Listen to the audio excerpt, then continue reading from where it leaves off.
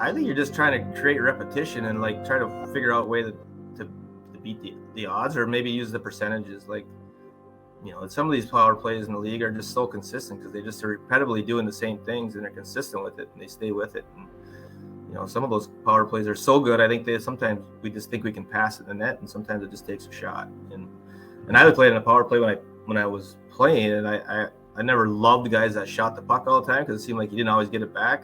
But now as a coach, you feel a little bit differently about like the shot really kind of creates chaos. And I think that when you have the better players out there, the chaos is where they do best. That was Derek Plante, 450 game NHLer and the assistant coach of the Chicago Blackhawks. And you are listening to the Up My Hockey podcast with Jason Podollan. Just watch me now.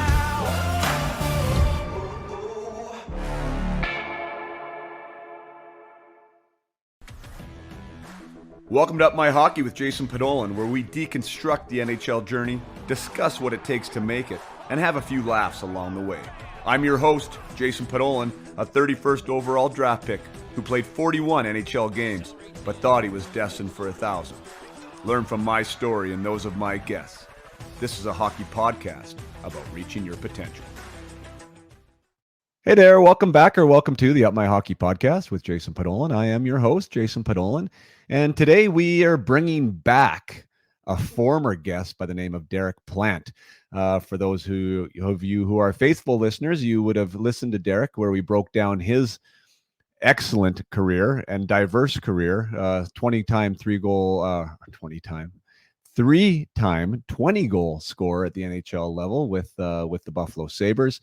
And all over, played international. We broke down his journey, and also at the time, I believe he was assistant coach with Minnesota Duluth of the D1 system. And so that's a few episodes back if you want to go check out that. But in this conversation, when we bring Derek back, I am talking more along the lines of you are an assistant coach in the NHL, and you happen to have on what's supposed to be the future of hockey in Connor Badard as an 18-year-old rookie on your team and under your influence. And I wanted to dive into that because why wouldn't I? I think it's super interesting. One, there's so much media attention around Connor right now. And this episode is being recorded. I think he's about 14, 15 games into his NHL career and doing quite well by all accounts. He's doing very well. The team isn't doing well. And I thought that there was a lot of interesting questions to ask Derek around that. Like what is the strategy when you have a player, first overall player, like a generational type talent that's coming to your training camp? Is there a strategy with the coaching staff? I mean, how has the organization talked about him, and what do you do with Connor Badard on a daily basis? So I wanted to know all the organizational side of it and the coaching side. And also I thought we'd get a firsthand look at what makes Connor Badard what he is. I mean, what was the first impressions of Connor, and what surprised him the most, and what is he most impressed by? We talk a lot about Connor. We also do talk about Kevin Korchinski, who's another rookie there in Chicago. They have some really cool young players to watch for. So we'll definitely talk about development, what's the best way and how to do it. We also talk about Derek's sons. I mean, Derek has 3 sons that are playing at high levels right now of their age group. We have Zam, who was just drafted by the Pittsburgh Penguins and is now playing for Fargo in the USHL. I believe he's second in the league in points right now as we speak.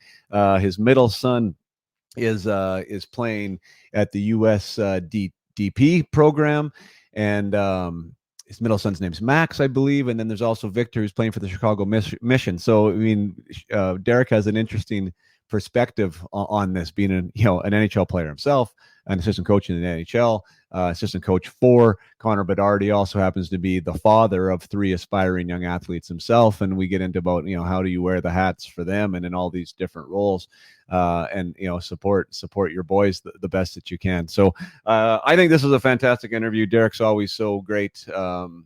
He's just you can hear in the discussion, he's just a great guy. He's got a great energy about him. He's got this infectious smile. He's got a lot of energy.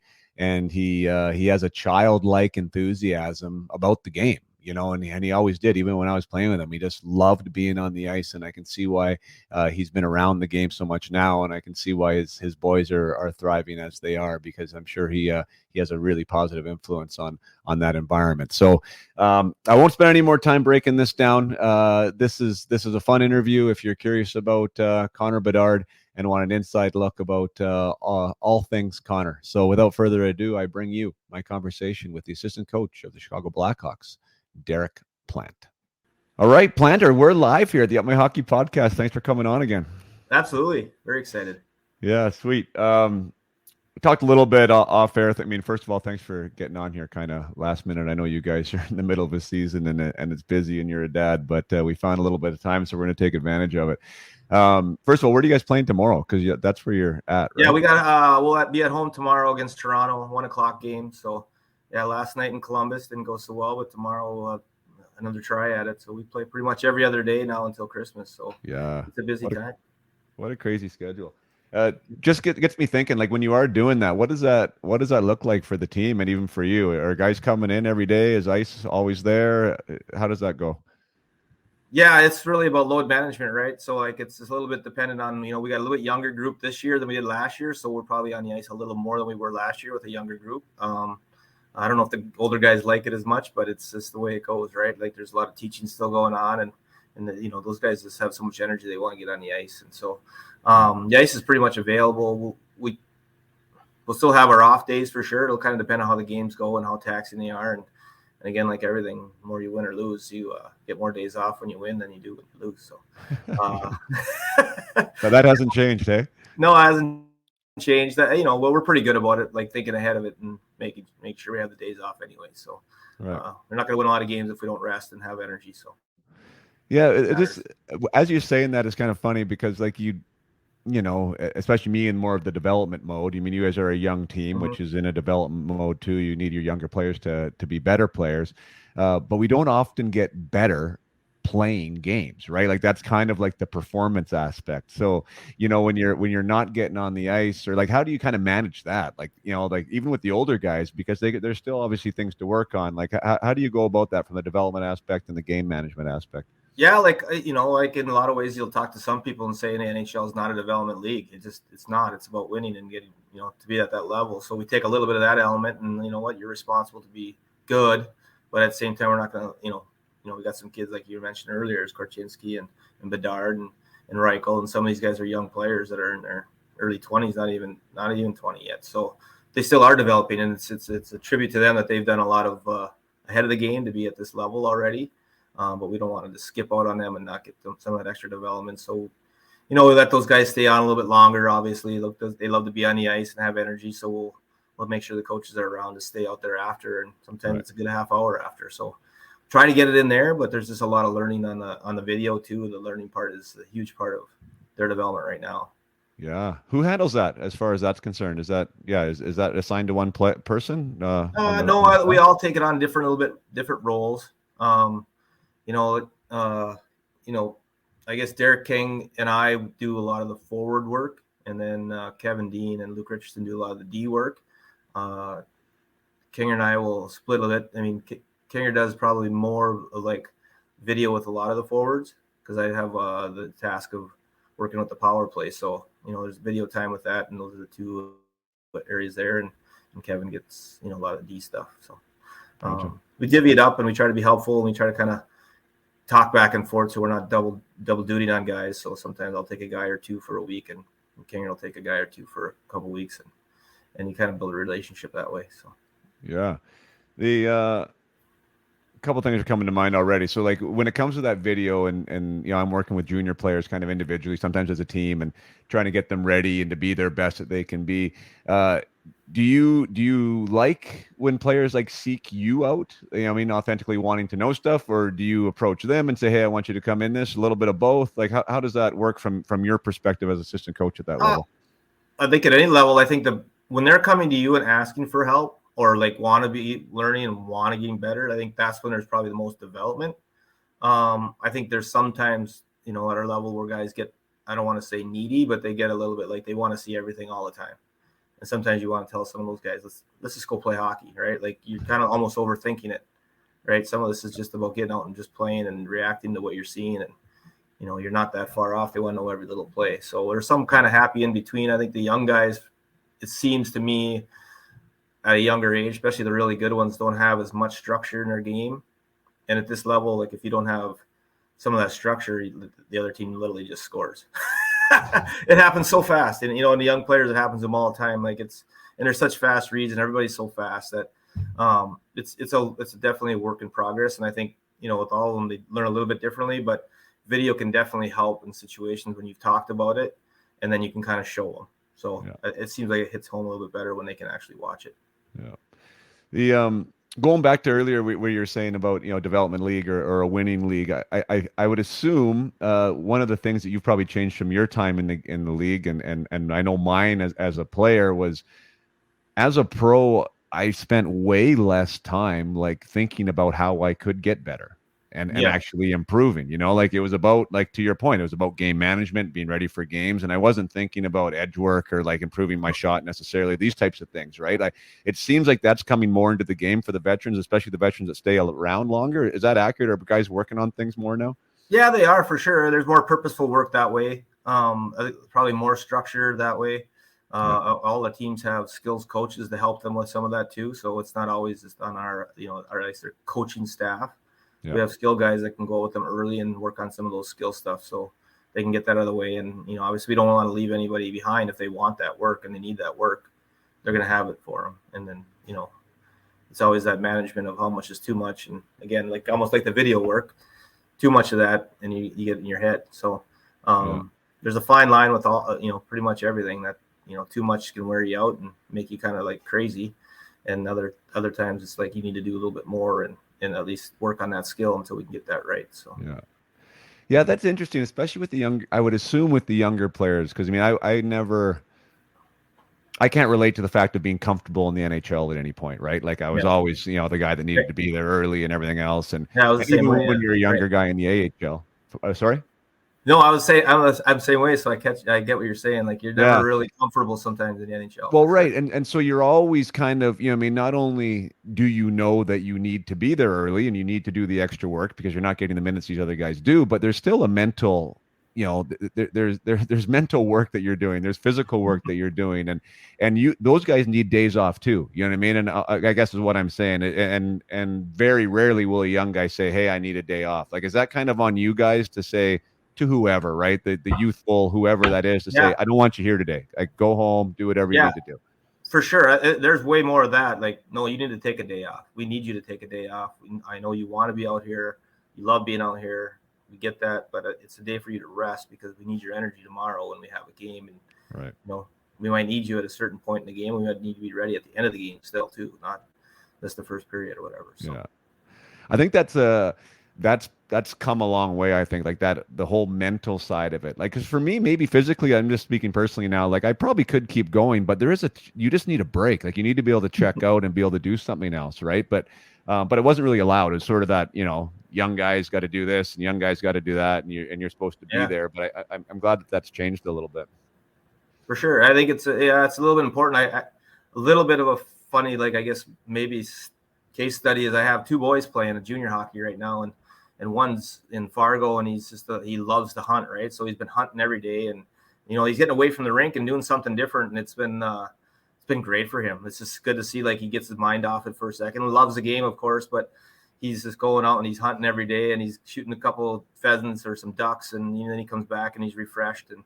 And my other boys at the U.S. program, and like he's just all in. He's focused. He's in the hockey every day, and sometimes I think like, man, that can be just a little bit overdoing it, like just take a day off and just kind of relax. And, I wish he had maybe something a little bit more else going on, like, with the U.S. program, they don't have school to go to anymore. It's just that it's like almost 24 hockey, 24/7. So, it's a matter of like, again, mental part of it, dealing with it and how do you deal with it. And some guys need more of that or less of that. And it's really a finicky line.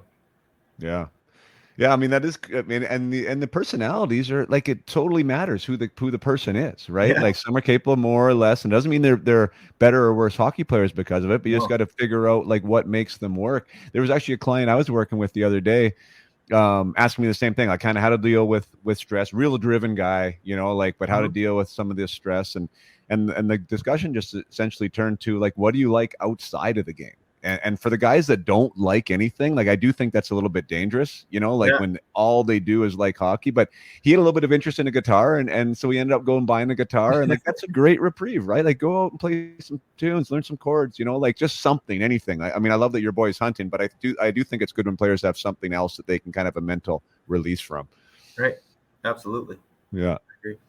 The so as far as the season's going, I mean, okay, and newsflash, you have one of the world's greatest young players on your team. Yeah. I just think it's so interesting to have your opinion on it. You didn't know him until you drafted him, and even at that point, you didn't Right. know him. I don't know when your first contact would be, probably at rookie camp or training camp. Yeah. And then you get introduced to him. Like, first of all, what was that first impression like, I guess, on a personal level for you? Yeah, I guess for me, like I just didn't want to push it and be like in his face and all that stuff. He's an amazingly patient kid. Like he's got so much going on and so many people. And even like our first road trip, 11-game road trip, and we're in Montreal, we're in Toronto, we're in like the hockey hotbeds of the world, right? Pittsburgh, Boston. So, and it was just it's pretty interesting to see how many people wanted to get a piece of him or like talk to him or see him or like just the visual of you've heard about this kid and what is he and just wild. So I think right off, like introduce myself obviously and work with him kind of day to day, but being a little bit off, like not pushy, right? Like he's got so many people in his life right now, and it all kind of becomes kind of who it's got to be more organic where we have to at this point now we're what 16 17 games in, and now I think he kind of understands where all the coaches, because there's we have 4 coaches, a couple of development guys are around, scouts are around, and like I think at first he's not sure who's who, like, and you got media guys and you got you have like 20 people around and medical people around, and that they're all people that are just a face at first, and I think to this point now he knows who the relationships are with and who he deals with more often, and so that's been pretty good. And he just wants to learn, right? Like he's always, he's not always asking questions, but he's always super receptive. Like when you want to have a conversation or if he has a question, he asks. But he's been really like his please and thank you, and he's been great. So it's pretty good. It's admirable for a kid, because I have boys the same age that are, he's living in Chicago more or less by himself. I think his parents are in and out. And the media attention and just like everybody wanting a piece of his time and how he's handled it all, and still be able to play hockey. I mean, he's got 10 goals so far this year, and you almost wouldn't know it because he's just kind of going about his business and trying to learn and play it in the NHL. So pretty cool. Let's talk about those goals. My God. Yeah. Hey. Yeah. He's a special talent for sure. He can really shoot a puck, and his stick is so quick. So is that what it is? Like, I mean, I've been gaining, I don't know, like my initial, like, and I'm talking now 2 years ago, like I wasn't, there's been some media around him for a while, especially him out west here and me in BC. So I've had some eyes on him for a little bit, and I wasn't really sure, but like I'm becoming quite more convinced like that he's very, very special. But it is like with his shot, like he guys shoot it quick in the NHL. I mean, like guys shoot it quick. Guys have good releases. Like, and he definitely has a crazy release, but it just seems like there's something about it that is like beyond. Like, is it the way? Is it the angle that he delivers? I think he had a little bit longer stick, so he's able to find holes. Like he has really good hockey sense. So like he does have a good visual of what's going on. Like I guess the goal last night was a great example of that. He just like at the last second pushed it like 3-4 inches, and then he found a thing and then puts the top shelf, right? So he found a triangle, wasn't afraid of it, and just buried it, like just like that. So the guy thought he's gonna block the shot, and before you know it, he skipped it like 3 or 4 inches. And then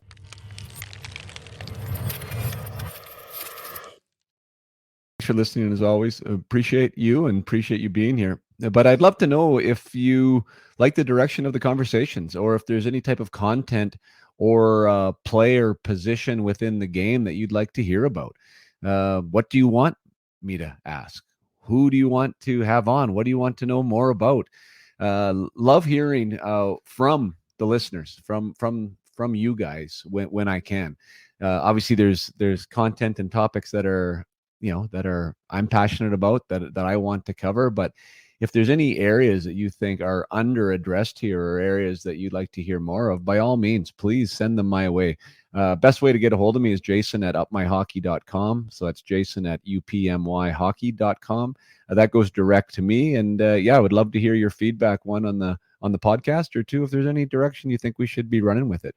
And for all those of you who have sent in a review in the last little while, I appreciate that. Appreciate you sharing the episodes and getting active on social. I know a lot of times with this podcast, we take some of the highlights and some of the clips, and I put them either on YouTube or I put them on Instagram, sometimes within my parent group on Facebook, the Up My Hockey parent group on Facebook. And it really helps if you do share those clips as well, and comment on Instagram, and subscribe on YouTube. Currently trying to grow that YouTube channel. So if those are all ways you can help out the podcast and help out Up My Hockey without really investing any of your hard-earned dollars into it. Just by sharing and by liking and by reviewing, those are great ways to support me and what we got going on here by helping young athletes be their best. So without further ado, I bring you back to the conversation with Derek Plante.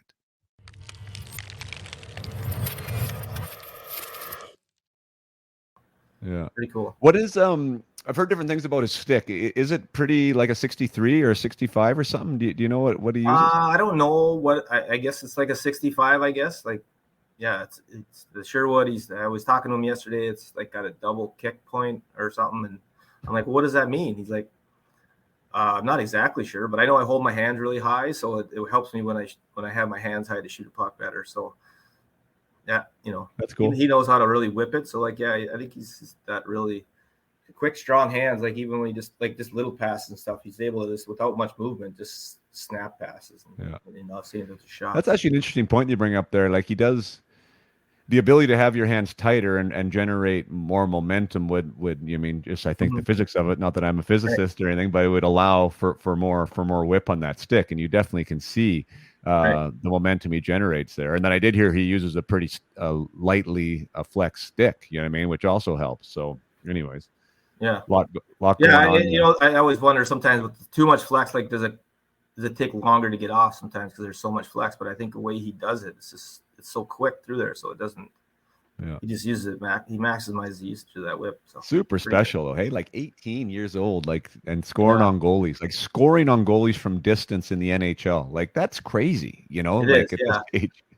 And he's still learning, right? So he's still taking some shots once in a while that he won't probably take in 3 or 4 years because he knows by then that the goalies are just saving that one. Even they're not junior goalies anymore. These are NHL goalies that are really good. So they do stop pucks that if you're, a lot of times if they're looking at you, they're still going to stop it regardless of how good your shot is. Yeah. Beat people. That one in Florida though, right? Like he scored a couple already where I would have said like, I would never have tried that, or like shot that. Yeah, right. It's great. He was, he thinks about it too. Like he's a goal scorer that thinks about scoring goals. So it's like, oh yeah, I saw that goal the other day. I had to try it. I'm like, well, you thought of all that in 0.1 second, like pretty cool. Yeah, but he's doing good. I talk about, and you've already mentioned it, I mean, to mature beyond his years by the sounds of it. I mean, the media attention that he's had already and navigating those spaces in his rookie year. I mean, all that is crazy. And I love to talk about the person behind the hockey player. I think that's a very relevant point. And it seems to me, because I've worked with some players that played with him in Regina. So like I kind of had an inside scoop on that too, because I mean, no offense, talking to somebody in Chicago with the Blackhawks, everything's going to be roses, I'm sure, right? Like we're not going to say anything negative about him, but he does seem like a really humble kid. You know what I mean? Like he's got swagger and confidence, no doubt, but he still seems grounded. He does. It's pretty cool how he's just so calm about everything, and maybe that's because he's grown up in an environment where he's had to, right? He's a pretty calm kid and seems to handle it all pretty well. I'm not obviously at home with him and maybe stressed out. I don't get that impression, but I mean, I don't really see him in his his hotel room or in his house when he's alone. I see him at the rink, and around the hockey where it's, we're all more comfortable when we're in our locker room in our area that's kind of closed off from some of that stuff. Yeah. Does he? We already talked a little bit about his physical skill set, meaning like how he releases the puck and some of these angles that he's able to create with his stick, so on and so forth. But do you think he thinks differently at all? Like you talked a little bit about he's thinking about goal scorers. Like, do you think that he has a different approach to the game, or any of that thing when it comes to the mindset aspect? A little bit. I don't think it's like so far off or so far different than everybody else. I think what I do think is he does see things fast, because he makes some plays that are so quick that he had to be thinking about it before he got the puck or had the puck.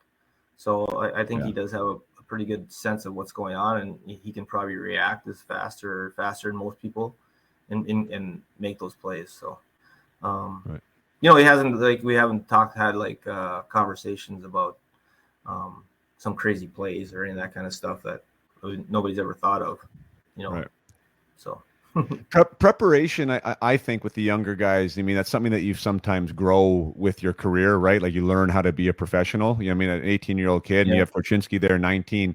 Like most of their routine just goes around out of habit, not necessarily like trying to create some sort of optimal environment. Like is that something that you just sort of let these guys figure out in that scenario, or hopefully they ask questions, or how do you handle that? They do. I probably would say a little bit off our plate, maybe. I mean, we can talk about it and stuff, but I think that's when I did player development with Chicago, that was a big thing that was on our plate. It's like get them to learn that there's a routine that, at some point you'll find works for you the best, right? And we all kind of tinker with that through our things, because we have things that hold us up sometimes, and little, I got to tie my right skate first, my left skate first, or whatever your routine is. I think guys kind of go through it, but you'll find what sleep works good. Do I sleep? Don't I sleep? What do I eat? All that kind of fun stuff. And I think the player development side, deals with that more. And so a little bit off our plate on that stuff, but. Right. And then a guy that comes in like him, though, that kind of skips the player development sort of model, right? Right. Because he doesn't really deal with those guys till after he's drafted, but it seems like he's had enough people around his camp to say that, they have similar type people, I think, with them. He knows what he's doing. Giving that some advice. And, I think he's still a young kid. He's still learning it out. He's still figuring it out. I don't know. It's hard to say.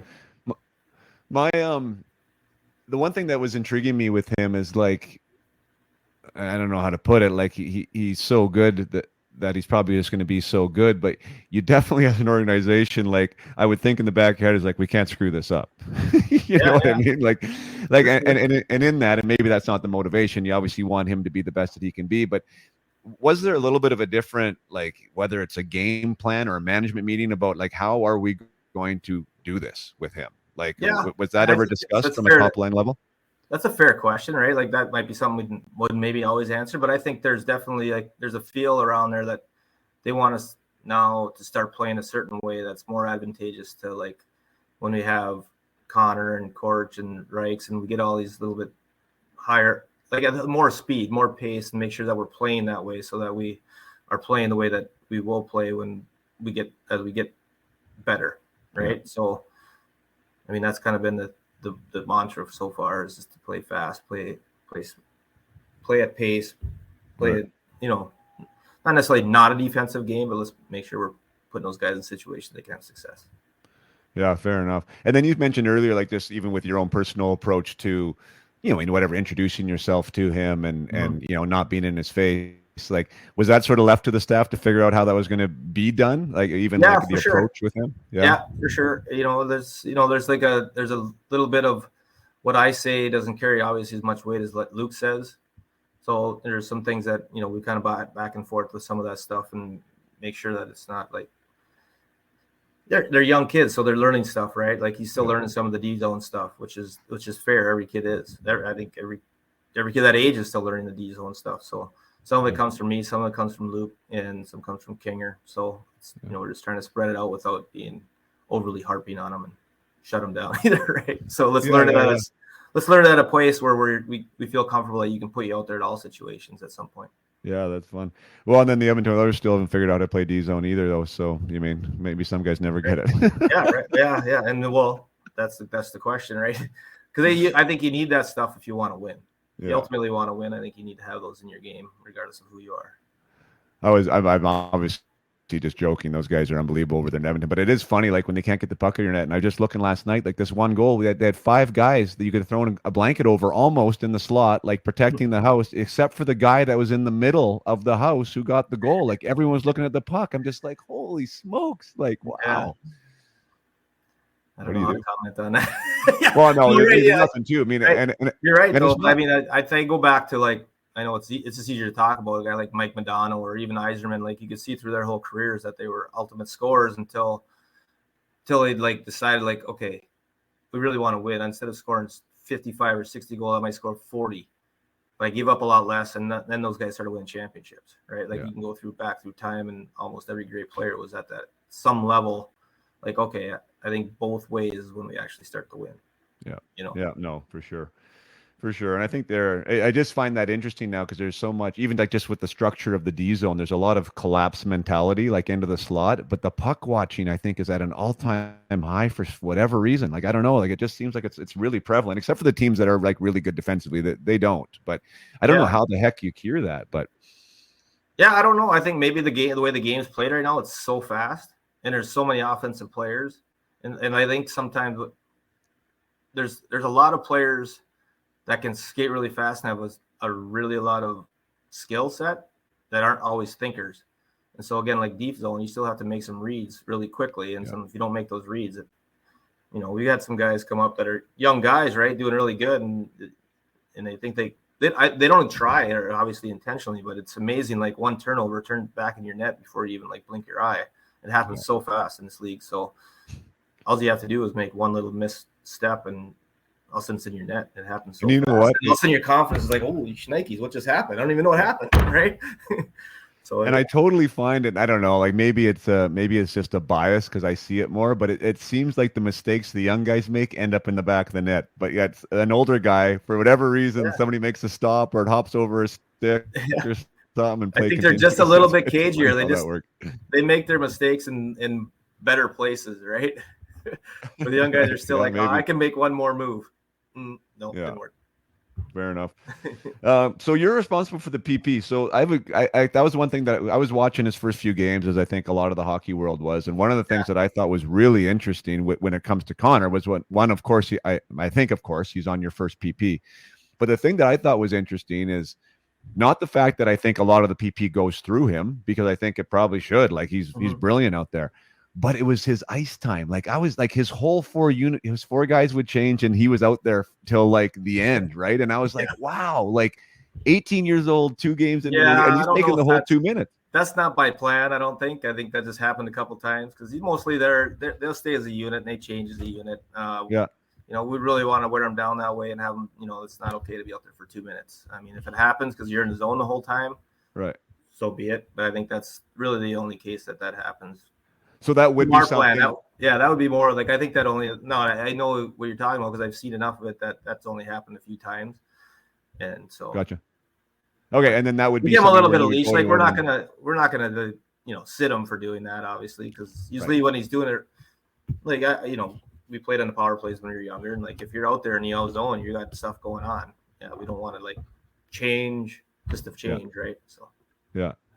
No, I just thought that was interesting because that would be like the personal management of that. Like I think it's super cool that he wants to be out there. There's obviously the old school side of me. I was like, well, there's other really good players that want to get a chance out there too, and all that kind of team aspect stuff. But anyways, like again, he's going through it. He's the guy that should be out there, and I just think he's such a special case that all those things are kind of maybe like overthought a little bit. Like I know that I would be in that scenario. Like, what do you say? Do we say something like, or do we not? Or like, how do we? I think it's a mention, but it's not a hard line just because he's a really good player and he's proving that he's worthy of being out there too. If he was not scoring at all and doing that, then it'd be different, right? Right. Yeah, fair enough. I think we would be, or I would be doing him a disservice, and I think he's kind of, I'm saying Kevin Korchinski, like 19 years old. I mean, I would say, I never played D, but I think it's a lot harder position to probably step in as a young player to play in the NHL. And from what I've seen, he's doing absolutely amazing. And there's almost nobody talking about him because, like me, I'm sitting here talking about Connor Badard. Is this guy flying under the radar? Like, how special is this guy? He's really good. I mean, it's amazing because again, he's a young kid. He's I think 4, what 19 years old, and he's coming into the season, I'm like, he won't be ready. Just on general terms, he won't be ready. But he's been really good. Like again, he's a little bit more on the offensive side, and can really he's really great at breaking a puck out. Like he finds plays, he finds guys coming out of the zone. So that's probably really why he can play right now, because there's still some of the other parts of his game that have to short up. You're playing against men, you're playing against cagey men. So he's been out there for a few goals against, but he's learning, and every day there's a guy that just every time you tell him something, it's a pretty fast correct for him, right? You talk about it, and he's like the next day he's kind of working on it to do it better, and kind of implements it in his game, and then some of this just takes reps, right? I think what do they say? It's like 400 games, 400 or 500 games before those guys really get to where they want to be. Maybe he's a little bit ahead of that curve, right? Like that would probably be most NHL defensemen, but I mean, you see these other guys like Quinn and Makar and those guys. I don't know if he's at that level, but he's a pretty good defenseman, and they're doing amazing things at a young age. So we're hoping they're somewhere in between, right, with him. Right. And he's only 19 games in or 17 games in. He's doing pretty good. He's doing great. I mean, that was the thing. I was a little bit surprised too, because I had a chance to watch him only for the first time really all year. Was at the Memorial Cup last year, and I had eyes on him live, and I liked him, but I didn't. I mean, what I saw there, I didn't think he'd be NHL ready. This season. And but holy smokes, like I think in some games, I haven't seen all of your games, but the games that I've seen, like just his puck poise, like you're saying, his ability to break it out, like his little hesitation and his patience, like he's got really good patience in his game. Maybe sometimes a little bit too much, that's where he gets in trouble. But like he's got the confidence and the swagger to be trying this stuff at the NHL level. I think it's great. Yeah, that's a great observation, because I think that's what they learn over time, right? When do you have time? When do you not have time? When can you be patient? When can you be hurry? That just takes time. I just need to play in the league and kind of become that cagey guy that is like, I got this guy in a good spot or a bad spot, and how can I exploit it, right? So yeah, he's been good. I think from last year's training camp to this year, way better. But I think he's put on some weight. Like he doesn't look like a big guy, but he's actually, like when you see him in the locker room and stuff, like he's a lot thicker than he was a year ago. So he did a lot of work to get stronger and stuff. So that obviously helps him too, especially at this level. He's bigger, stronger guys, and just the wear and tear every day. That his skating is really great, so he can get away from people. But he's just strong enough to actually be in a battle and win the battles too. So that helps. Yeah, I know, that's great. Any surprises this year for you? Like, what's the most pleasant surprise for you?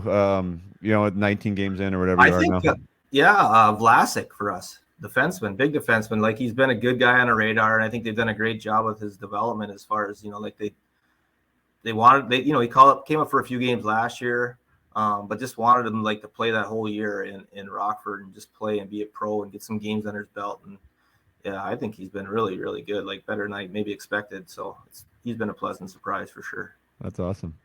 You mentioned that as being the plan for him was to be a pro for a year, and he did come up for a little bit. Taking your experience from the development side, is there almost like a little bit of a personal plan for each player in the system, like where you guys see him and what his journey might look like? I know sometimes guys accelerate and sometimes guys delay it, but is there a plan? Yeah, I think all the guys have a plan. I think there's, we're trying to be more patient than hurry. Obviously, it seemed a little bit like you're not hurrying Bedard because he's ready to be here, and Korchinski's a little bit of, are we, is he ready or not? But he would have to go back to junior, so I don't think it's really in his best interest. So he's good enough to be here, and he's going to just learn through the fire, I guess, right? But a lot of the other guys, you got a couple other guys in Rockford this year. That's probably just a plan for them to be down. They might get some games up if they're playing really well, but for the most part, the plan is to let them play and play the crap out of them down there, and let them get better and better, and then they'll be ready to come in and have success. I think seeing when I was doing the development stuff, it did matter, right? Like guys start here and then have to go down. It didn't seem to go as well, right? For whatever reason. Like if you go there, you even spend a little bit of time and then you get called up. I think just in the locker room, the vibe's better, and you just kind of have a better understanding what's going on and feel like you've earned it, right? Yeah. So, it just seems like a better path, like never be in a hurry, right? Just earn it, and it just seems like a more steady kind of climb. Yeah. Yeah, I mean, that's a great point. And there's a few It's just interesting because I've really been following that. I mean, lately, like Tchaikovsky, even Byfield, right? Like these Mhm. guys that I don't have eyes on them all the time, but it just seems like they, because of where they got drafted, like given opportunity after opportunity after opportunity, that if they didn't have that number beside their name, like they wouldn't be there, plain and simple. You know, like they would Yeah, be somewhere else, right? yeah, But there is an investment there. Obviously, they're identified. So now it's like we really need this guy to be a player. And to your point, like, wow, you just want to make sure you get it right. I mean, back to my even question with Connor, right? Like, I yeah, mean, he's a different level, but like, you don't want to be too soon. You don't know all the time what you're doing right. Another guy that comes to mind, Planter, who I just had on, is Shane Doan, right? Like he came yeah. up, he played a year or two, and then was down in the minors after that, right? Like Right. crazy, you know what I mean? And he came back and had the career that he had, but like that's not always the case when No, that some happens. guys don't come back from that for whatever reason. It buries them, whether it's mentally or maybe they just weren't ready or they just didn't get the reps they needed when they needed them at the right age too. Yeah, Yeah. I don't know how exactly that. Everybody's got a different equation or a formula, I think.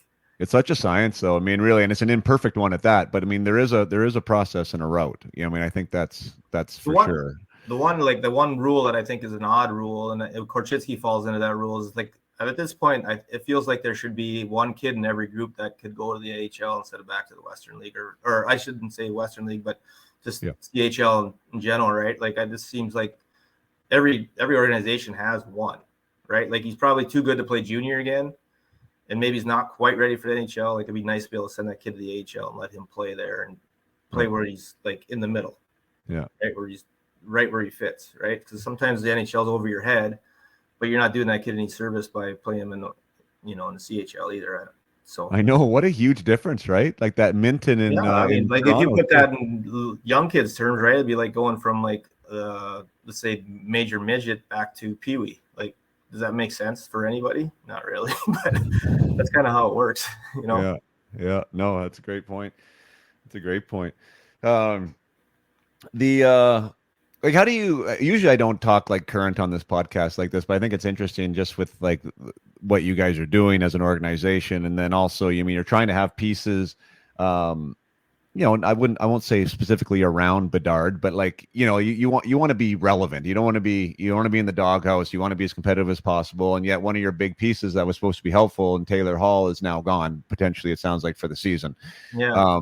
Like what happens there? Like, who comes in to fill that spot? Like, there really isn't anyone, right? Yeah, I don't know. I don't know that. Yeah, I don't have the answer to that. I mean, yeah, you clearly have those guys around to give them some support and be, good leaderships around. And then when they get hurt and they're not around, that leaves a little bit of a hole because the guy you're replacing with him probably doesn't have 900 games under his belt, or you know what I mean? Like, a guy like Taylor Hall, he's been MVP in the league, Yeah. right? So I mean, it matters. That experience is what you want around him. So what the plan is, I don't know. That's above my pay grade, but.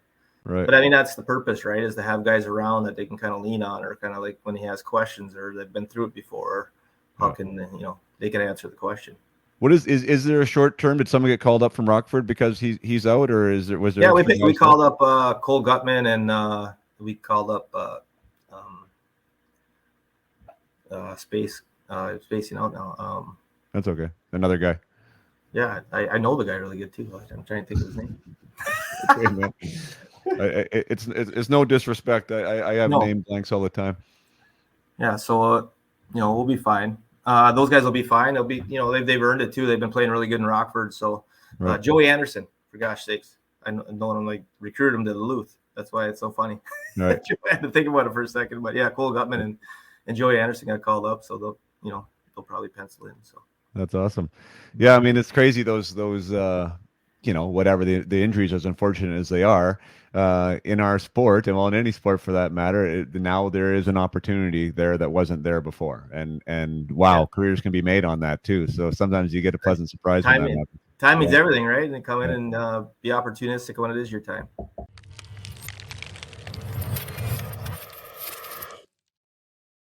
One more short break from the podcast just to share some ongoing deals with Up My Hockey. It's been an amazing first half of the season.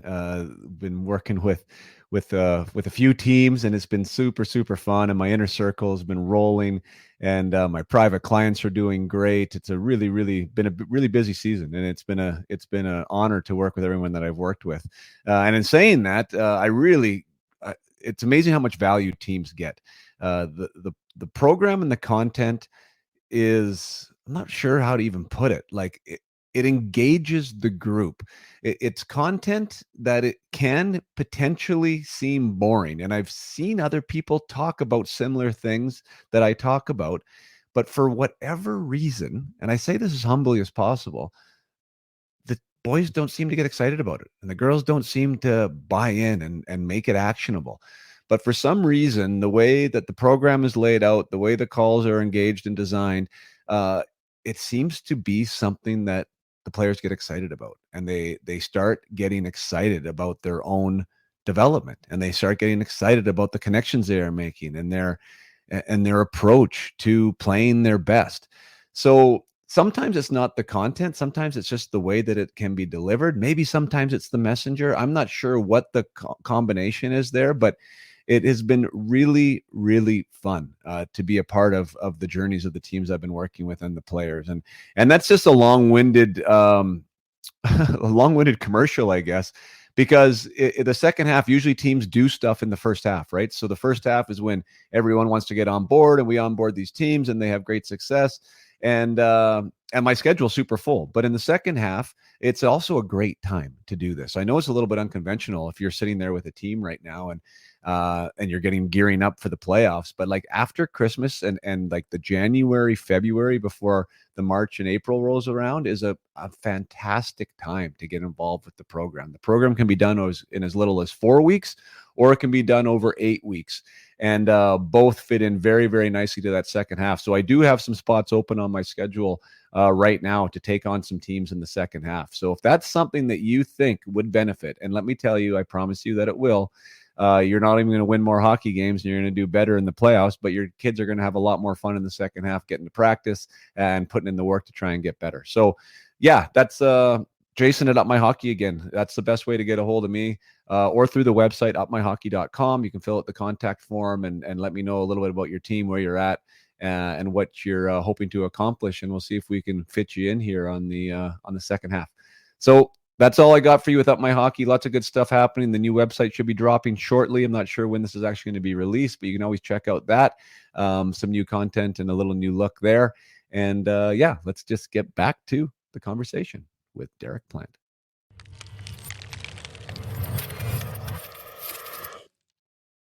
Why don't we just turn the conversation a bit to your boys? For the audience, both your boys are players. The one was part of the National Development Program, or is still, right? I have 3 boys, yeah. So the oldest one is in Fargo in USHL, and the middle one is in the US program. He's on the U18 team, the older team. And then I have my youngest one he's in 08. He's playing, what would you call it? U15, I guess, 15 or whatever they call it this year. Yeah. All players and want to get paid for it one day. Well, they'll want to. I don't know if they ever will, but right. But I'm just saying that's their goal, right? That they want to be hockey. I think so. Yeah, they're all pretty in tune and doing all right. So yeah, that would be their awesome. Mm-hmm. So I got 3 boys too, and it's interesting because here we are having this conversation, in different capacities, and you're obviously at the the highest level there. Yet you're still a hockey dad. How do you like? First of all, maybe we'll start there, because I joke with hockey parents that Wayne Gretzky's dad, like no one wants to listen to Wayne Gretzky even if he's the dad, right? Like, yeah, right. You know what I mean? Like some relationships are better than others, and I don't mean to make it better or worse, but you know what I mean? But no. It's just hard when you're a dad sometimes. Do they want to listen to what you have to say right now? Yeah. I really try to pick I'm not every day like picking it up, right? Like I think, and there's, when there's the work ethic, right? Like any dad, like that's where it starts and ends, right? Like if you're not working hard, you're going to hear about it every time. Yeah. The other stuff, like only when I feel like I can help them and they're willing to listen. I'm not coaching them every day, so I always be cognizant of what the coach is saying too. I don't want to be telling them something else to the coach and be contradictory. I know that doesn't work very well, so you don't want to put a kid in a bad spot. So I try to think about that and ask what the coach is telling them first, and then if I can help them. And it's mostly just little things, right? A little bit where to go and how things might work, but routes and reads, right? Yeah. Right. Different reads for different situations. You might make this play. It might help you if you try this, or, and then they try it and they either like it or don't. The older 2, they have professional coaches now. So it's a little bit of feedback, not as much. Right. So. Yeah. That's good. And they all are different. I don't know. Your boys are probably like that too. They all take it a little bit differently. Some take it really personal when I say something. And the other ones are kind of like one you can kind of yell at him and it's fine. He isn't rattled by it or nothing either. So Yeah. you know. Yeah. So Well, it's totally the same. I find it's the same way. Like in-house, like you have to know the personalities, you have to know how to deliver a message, yeah. or try, your best. And then as it is, like when you're working with the team, like, I mean, you can't, you Yeah. can't say the same thing to whoever as you will to Billy because it's going to be received differently. Right. 100%. Yeah. Like it's no different than like the video. Some guys you can show them video all day long and it's going to help them. And other days you have to show them video or they don't going to get it. Like just talking to them is not going to work. Like some guys you can just kind of explain it to them and they totally visualize and get it. And just, there's different ways for every guys. And it's interesting gamut for sure. Yeah. I like how you bring that up though, as far as the effort. I mean, when I'm talking with hockey parents, and I have this hockey parent group on Facebook, and try and help parents in different spots with the journey, because I know, like, damn, like hockey's tough to navigate, especially when you got good players. Like, because there's so many routes now, there's so many this, there's so many that. And it's hard enough for you and I, like with your own kids, and we were pros forever, right? Yeah, like, so I kind of started it just, for the people that haven't been around it and don't know it, and like just sort of to support. But that's a long way of saying, like, I think like parents can, no matter who you are, evaluate effort. Yeah, and that has to be that has to be the kingpin. I say effort and attitude are the two things that you should be critiquing your player on, and if they do those things well, then the car ride should just be fine.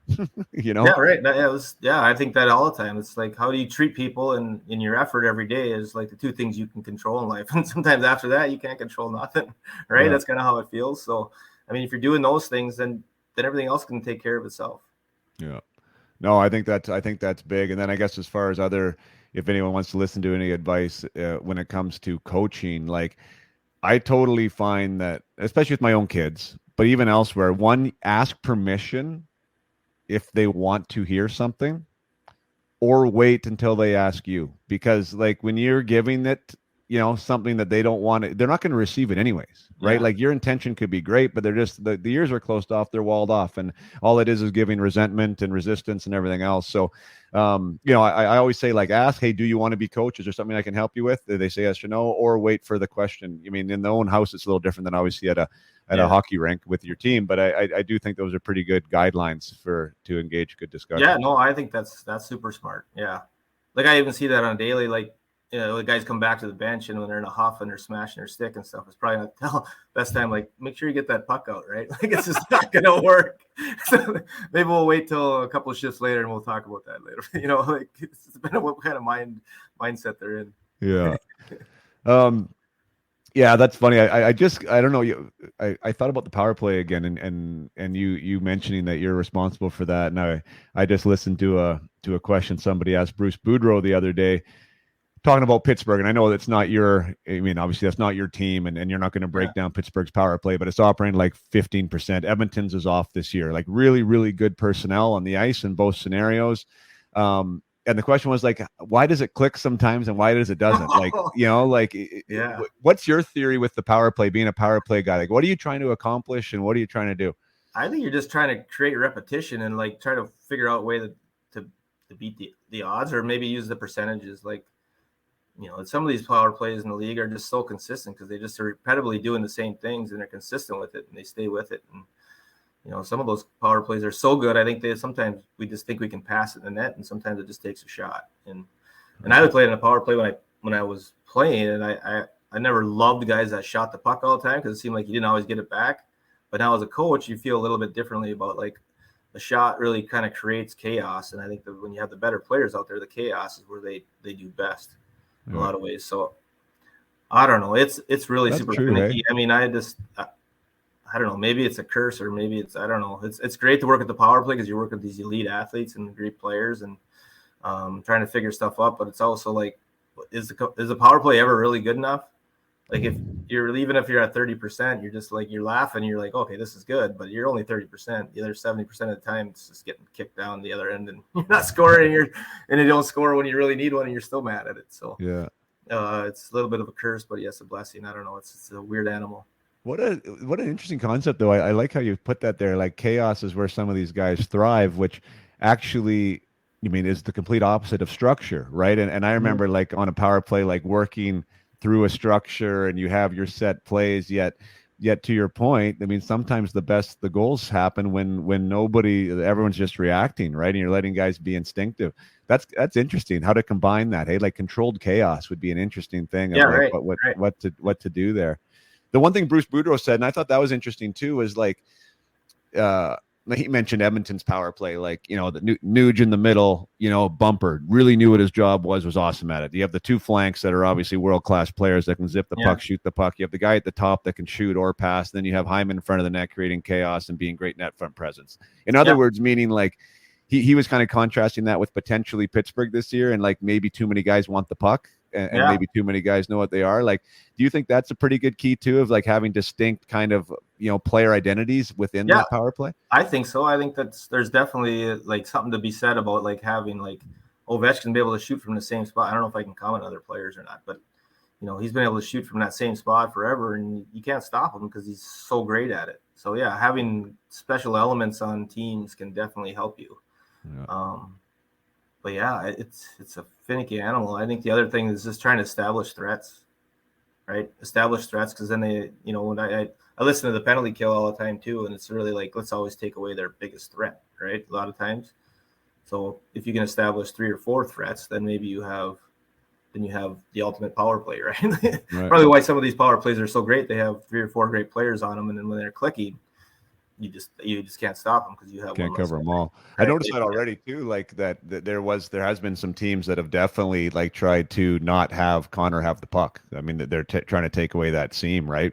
Yeah, And then obviously, then it's kind of your guys' job, or to either find another option or find another way to get them open. Like, yeah, I have talked with a few guys that have been responsible for the PP before, and it's one of those things like, God, it probably keeps you up at night sometimes, right? Like, yeah. if it's not You going. wanted to succeed, and I you know, sometimes I'd have to take a step back and say, like, you can give them a great plan, but you know, at some point they got to execute and make the plays too, right? Like, I don't Right. know that.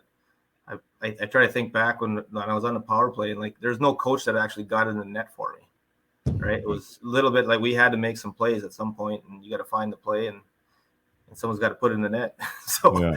you can give them a great plan, and you know, you want it. You're so invested in it that I take it personal when we don't do well, but I try to at least make sure I sleep at night knowing that you know, a great plan doesn't always work if it doesn't go in. You know, hit a pipe or whatever, I'm not going to worry about it. So Yeah, it's probably that. I mean, you don't want to, you want them prepared, I guess, right? I mean, you yeah, definitely want them prepared. You want to feel like you've done that, but then it's also like I could see like you wanting it to go so well, you could probably get your hands in the reins almost too much, and like yeah. in trying to control too I much. feel like, Right? yeah, sometimes I feel like you give them so much information, it just bogs them down too. So Yeah, I try not to be like overly bearing, like try to keep it a little bit like, let's use our hockey sense and let's make the reads. This is, you know, this is what they're doing. Just take the information, what you can, and let's use it somehow. yeah. Is there little inside hockey just on the structure there? Like, so you know, you have the power play, somebody else, another assistant coach probably has the PK. Luke, head coach, is the figurehead of it all. Like, how much communication is there back and forth? And I mean, how do those role distinctions get assigned and adhered to, I guess, or Yeah, I accountable? think Luke kind of assigned him right when we started, and it's, you know, like nothing like I say I'm in charge of the power play. Well, Luke's really in charge, right? Like he makes the decisions finally. I just help with that, and I do more of the day-to-day, the video, and all the stuff like that. But when it Right. comes down to the decisions on the ice, and I always go with everything through him because he's the one in charge. I just try to delegate and take some of it off his plate to help him. So, and the same with the PK. Like he knows exactly what's going on. He's invested, and he has opinions on it, right? And he expresses his own. So, you know, there's that happy medium of like working together, you know. And then Derek King, I talk to him all the time about it too, to make sure we're not missing anything. So it's always a collaboration, all this stuff. And the way our office is situated is we don't necessarily have offices, but we have like our cubicles. So it's an ongoing conversation all the time with all of us. So it's Groupthink. I love it. Yeah, it's great. It's good hockey talk, and it's nobody's so like above anybody else that they don't, you know, like it's all about Right. them. It's about like, let's get this right and make sure we're doing things right for our guys. Can you walk us through maybe just last, because well, actually, I don't even know for the listeners, like what if they know what a player's game day routine is, but I would be really sure that probably people don't know what a assistant coach's game day thing is or a practice. Like, what time do you need to get at the rink at? Like, what does a day in the life of you look like on a game day? Yeah, on a game day, usually, well, everybody lives in different places, but in Chicago here with the traffic, I probably leave my house at like 6 in the morning, try to get to the rink, and I'm there by 6:30 or 7. If I leave any later, I'm late. And then for every game that we play, I'll go through at least 3 games of video, the 3 previous games that they've played, just to know what they're doing on the penalty kill and the power play, and that's usually 60 to 65 clips probably in all those, and you go through them, and you got to get that down to like a 2-minute video, which is maybe 8-9 clips. So you got to get that down to that, and then go over those. And those are the tendencies that we'll show daily. So we'll get that done in the morning, usually like an 8:30 or 9 o'clock meeting, somewhere around there. And then we're on the ice at 10:30, I think. Visiting teams on 11:30, and then whether we skate for a half hour, usually about that, and we'll stay on and skate some of the guys that are not playing, or just do some extra with some of the younger guys. Yeah. And then come back at like 4 o'clock or so and get ready, start getting ready for the game. So you leave the rink about what time? Like you're home for 2-3 hours? Yeah. Oh, I don't even usually, like here during the week, I don't even go home. We just stay downtown because there's, by the time I drive back an hour and a half and then drive back to the rink an hour and a half, I spend all my time in the car. So most days I just stay at the rink and hang out and just kill some time, work out. It's been better. Like a 15-hour day essentially on game days. Yeah, essentially. Yeah, you get out of the rink, whenever the game's over. Yeah. So. Yeah, there's a lot of commitment there. Hey, like there's a lot of time, because I mean that's the one thing that, I don't think people understand. Like the players arrive early, but they don't arrive as early as the coaches. The coaches are there preparing, right? And then you're usually there after, and everything else. There's a lot that goes into it. So you are responsible for the cuts, then. Hey, so that's you in there. Yeah. We have 2 video guys that do a great job. So they get, they cut all the video for each team. So we'll play Toronto. I have Toronto and St. Louis already on my computer. So I'll take, what they've already cut. So it's easy for me, that part of, I don't have to go find the power plays and penalty kill stuff. It's already there. So I just have to, cut those, so that they do a lot of the work that way as far as the video. And that helps quite a bit. And it's just a matter of finding the ones that can, if I can find a way that they, if there's a smoking gun. Is there a smoking gun? There's usually no smoking gun really, but there's probably tendencies. So I'll also watch, all the goals they've given up this year on the power play. And if there's kind of a theme there, and see if that's something that we can do. Is there there's definitely a trend, I think, in the last 5-10 years about, less is more mentality when it comes to video. You said you're watching all this tape to give them 2 minutes, like you specifically said 2 minutes. Is that by design? Like this is what we want to do? Like anything over that, and it's too long. Like I think just that was kind of Luke's thing, and I think I've heard that before from other assistants too. It's a minute or 2 minutes, and then they start to get tapped out, right? So keep it short and sweet and give them the tendencies. And, we're having a new opponent the next week, so you're not desperately going to change too much. You might have different plans for different teams, but, our overall philosophy can be similar, because you don't have time to change in back-to-backs and that kind of stuff to change. Is that video being watched in the morning at pregame, or is that Yeah, that will be pregame. We'll do that. We'll do that in the pregame before our pregame skate. And then sometimes we'll do the game video when the guys get to the rink at like 5:30. More like Luke will do that with the clips of what their tendencies overall game is. Right. Yeah, that's wild. I mean, I kind of chuckle to myself, and not that it's happening a ton at the minor hockey level. But as far as video, I think video, you said earlier, I mean, what an amazing tool to like help guys see the game. I think players that want to watch it, especially young players, like you can learn so much. But then sometimes the coaches that do, and I can be victim of this myself, is like, you got 11 to 14-year-olds or 15-year-olds, you just got them sitting in front of a TV for 30 minutes. Like they're tuned out. NHL guys are only watching it for 2 minutes. Yeah, right. I know. And it's, and then that's what cutting it down, you get attached to your videos too. You get attached to the clips. Like, I just love this clip. I got to show them. And then you're like, well, I can only show them like 2 of those clips, not 4, it's funny how you do, when you put yourself into something, you want to make it work. So. It's like your offspring. My babies. Right? Yeah. Your labor. Yeah, cool. Anyways, well, you know what? You've been amazing. Thanks for coming out again. And anyways, yeah, for anyone who's listening, Derek was on me. Boy, that was probably a year ago now, or maybe even more. I lost track, but I mean, your story and your original interview was fantastic. So if anyone's interested, I think I was well, I was still at Duluth at that point. I think maybe I was still at Duluth when we talked last. Yeah, that was 2 years ago, maybe, or a year and a half ago anyway. So that's good. It's great what you're doing up there. Thanks, man. You know? I love watching you guys, and it's fun that you get a front row seat to maybe the next one, you know, as they say, and we'll see. and growing a new thing.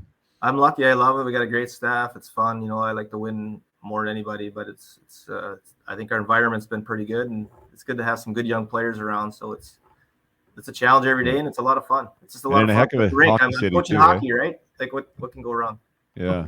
And Chicago, right? Like, what a great franchise history. One of the best jerseys ever. I mean, I love. Yeah, they do. Yeah, all that stuff. It's great. It's great to be part of an original six team, and what they've come off of the 3 championships too is hockey's a big deal here. So it's a lot of fun to be around it. Well, awesome, man. Thanks again, and best of luck the rest of the way. And I'll continue to.